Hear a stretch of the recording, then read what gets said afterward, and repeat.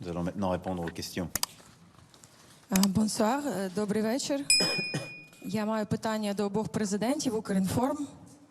Question s'adresse aux deux présidents. Ukrinform, nous avons eu une journée très fructueuse pour l'Ukraine. Un peu plus tôt, l'accord identique avait été signé avec l'Allemagne. Ce qui m'intéresse est de savoir quelle est la différence entre l'accord signé en Allemagne et aujourd'hui en France et l'accord signé en Grande-Bretagne. Qu'est-ce qu'il y a de particulier qui a été proposé par la France à l'Ukraine, ce qui n'existe pas dans les accords avec d'autres partenaires, excepté les Césars, bien évidemment.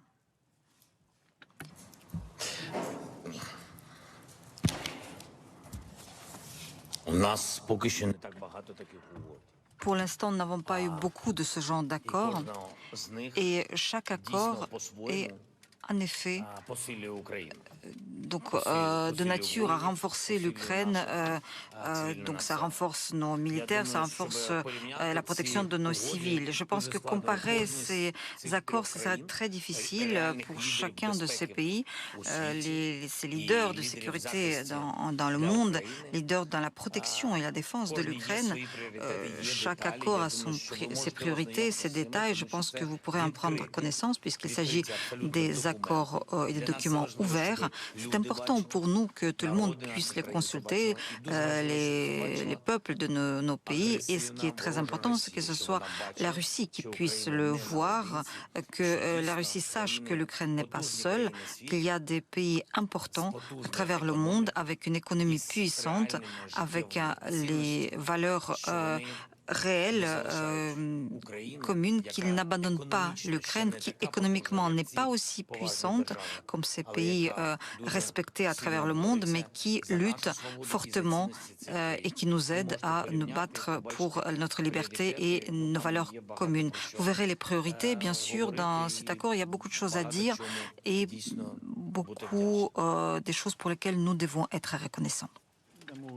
Et parfaitement à ce qu'a dit le président. D'abord, ces accords successifs et ceux qui viendront, comme je le disais tout à l'heure, se complètent. Et c'est dans cette complémentarité qu'il y a l'utilité pour l'Ukraine.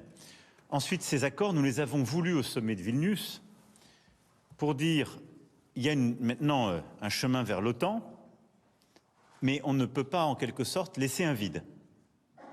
Et donc ces accords ont pour vocation de donner une visibilité sur l'engagement militaire avec des chiffres, mais derrière aussi le détail de capacité. Et vous l'avez dit, que ce soit des canons, des obus, des missiles, de la formation, des formations, d'autres actions dans tout le spectre qui sont utiles aux besoins qui ont été exprimés par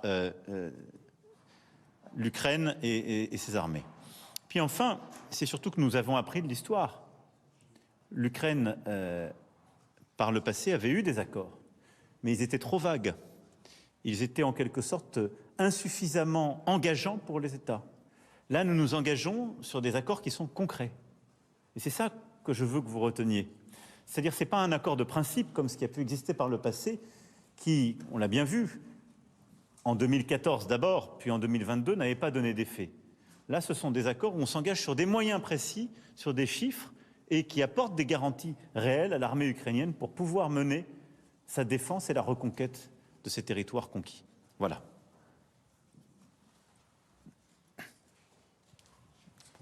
Bonsoir, Valérie Leroux de l'agence France Presse. Je voudrais revenir sur la mort de l'opposant Alexeï Navalny et vous demander à tous les deux quel message vous y voyez pour l'Europe, pour l'Occident. Est-ce le signe que Vladimir Poutine se sent tout-puissant et est-il à vos yeux responsable de sa mort? Et dans le prolongement de cette question pour M. Macron, de plus en plus de responsables européens s'inquiètent d'une possible offensive russe demain, après-demain, au-delà de l'Ukraine. Quelle est votre analyse? Et une guerre avec la Russie est-elle possible? La mort soudaine d'Alexeï Navalny, que nous avons apprise aujourd'hui, nous a tous bouleversés. Je l'évoquais tout à l'heure dans mon propos. Et elle rappelle de la plus tragique des manières la réalité du régime du Kremlin et son durcissement. Il emprisonne, ça n'est pas nouveau. Ces derniers mois, il avait encore durci la posture à l'égard d'opposants, mais aussi d'associations, d'ONG, de fondations. Je pense à Mémorial, par exemple, qui, pendant toutes ces dernières années, même aux heures les plus difficiles, avait toujours pu opérer et qui se retrouve aujourd'hui dans une situation des plus dangereuses. Et je veux, en cet instant, vraiment à nouveau adresser toutes mes condoléances à la famille et aux proches d'Alexeï Navalny. Je pense que cela dit, ce que je vous exprimais tout à l'heure, c'est que oui, la Russie est rentrée dans une nouvelle phase. Et nous devons être lucides sur ce sujet. Une phase d'agression à l'égard des pays européens, par des actions de désinformation, mais aussi d'attaques cyber, à une échelle et avec des franchissements de seuil qui en changent la nature, et de durcissement dans son pays, à quelques semaines d'une échéance électorale, où au fond, une forme d'impunité s'est installée.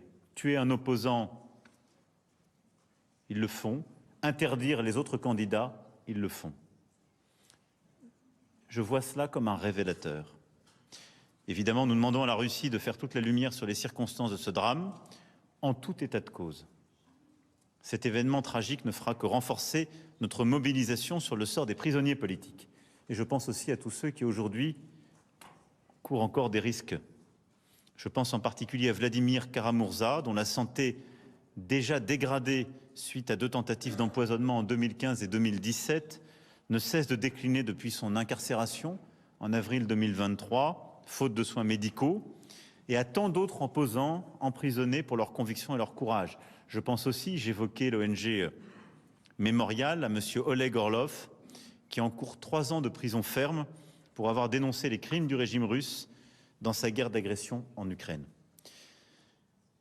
Très clairement, les conditions de déroulement de la campagne présidentielle, notamment le nombre très faible de candidats habilités à concourir, ne font que confirmer la dégradation à l'œuvre depuis des années et le changement de nature que j'évoquais.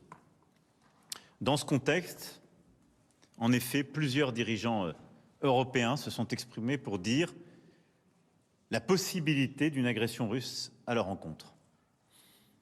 Je n'aurai pas ici des mots qui visent à inquiéter ou à nourrir des scénarios. Ça n'a jamais été mon approche. Mais je vais être clair avec vous. Le régime du Kremlin a agressé il y a 2 ans l'Ukraine, pays européen. Le régime du Kremlin a intensifié et durci ses agressions contre notre pays sur le plan de la désinformation et sur le plan cyber. Et ce sont des formes de conflictualité. Et donc très clairement, il y a besoin d'un sursaut européen, mais plus largement de nos alliés, de nos partenaires et de la communauté internationale. C'est le sens même de mon propos.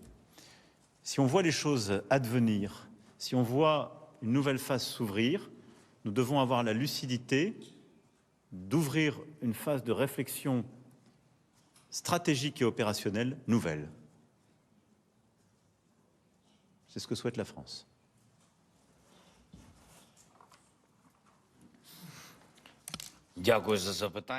Beaucoup pour la question. Les événements d'aujourd'hui démontrent que Poutine est un assassin. Ce n'est pas une question de rhétorique, il n'est pas juste un signe. Il est clair que c'est un assassin. Il n'y a plus de secret. C'est juste un constat. Un signe, c'est un signe très clair qu'on doit transmettre aux dirigeants, aux autres dirigeants. Nous constatons qu'un assassin va redevenir président, encore une fois, et les gens qui vont voter pour lui, ils doivent comprendre qu'ils vont voter pour un assassin, qu'ils vont choisir un président assassin. Les personnes qui ont un lien économique avec cette personne-là doivent avoir conscience qu'ils gagnent de l'argent, un argent criminel, parce qu'ils ont des contrats avec un assassin. Et ces dirigeants qui féliciteront le nouveau président élu, ils devront savoir qu'ils ont légitimé un assassin. Donc voilà un signe tout simple et tout clair. Je pense même que ce n'est pas un signal, un signe, c'est juste un constat. Bonjour Nina Kolomeitz. J'ai une question pour le président Macron. Vous avez annoncé votre visite à l'Ukraine en février. Quand est-ce que nous pouvons vous attendre chez nous? Là avant la mi-mars dans votre pays, aux côtés du président du peuple ukrainien. Donc vous pouvez m'attendre dans les prochaines semaines, à coup sûr.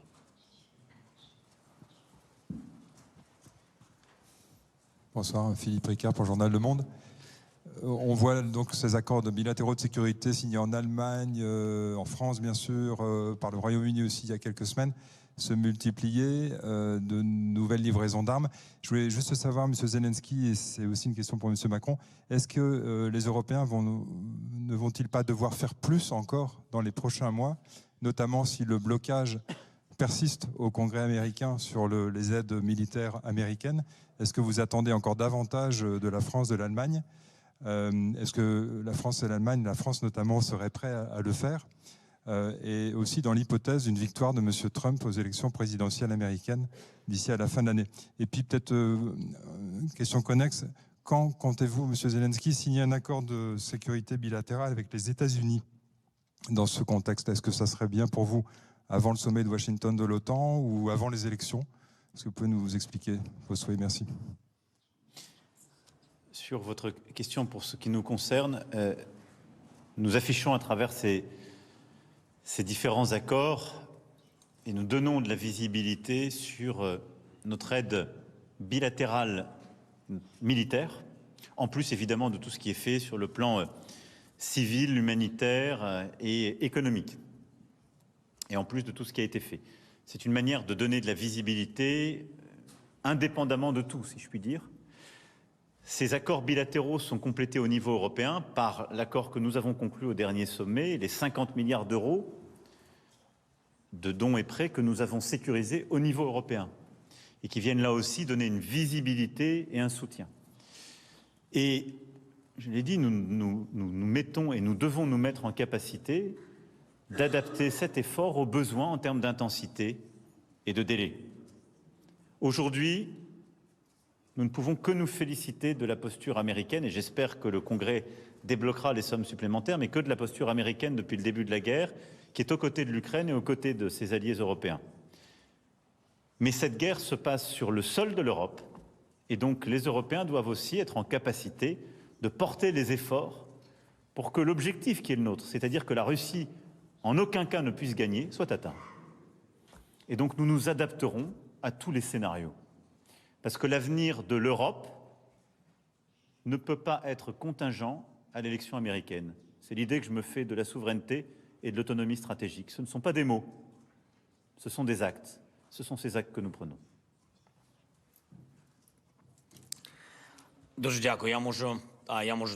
Beaucoup, je voudrais ajouter que ces trois premiers accords ont donné plus de confiance en moi. Je suis sûre que je ne suis pas seule, et parce que l'Ukraine protège nos valeurs communes. Je suis persuadée que la France, l'Allemagne et la Grande-Bretagne sont avec nous, ensemble avec nous, avec des choses concrètes. Et c'est très important en temps de guerre, lorsque vous avez des déficits concrets, lorsque vous perdez des personnes concrètes qui nous sont chères. Alors, il est très important d'avoir des choses concrètes avec nos partenaires. Alors, je voudrais dire que ce n'est pas une alternative aux États-Unis. Nous sommes tous ensemble, et cette alliance entre les États-Unis, l'Europe, la France, l'Allemagne, la Grande-Bretagne, cette union nous est nécessaire pour vaincre la Fédération de Russie qui est venue chez nous avec une guerre que nous n'avons pas provoquée. Et ces accords, je suis persuadée, vont donner une impulsion aux États-Unis. de prioriser l'aide à l'Ukraine plutôt que processus électoral. Je suis persuadée que le président est de notre côté et le soutien de Trump sont de nos côtés. Maintenant, ils ont des questions internes et on aimerait qu'ils trouvent une réponse à leurs questions, à leurs problèmes. Très bien. Je crois que cette question concluait notre conférence de presse. Merci beaucoup, mesdames et messieurs.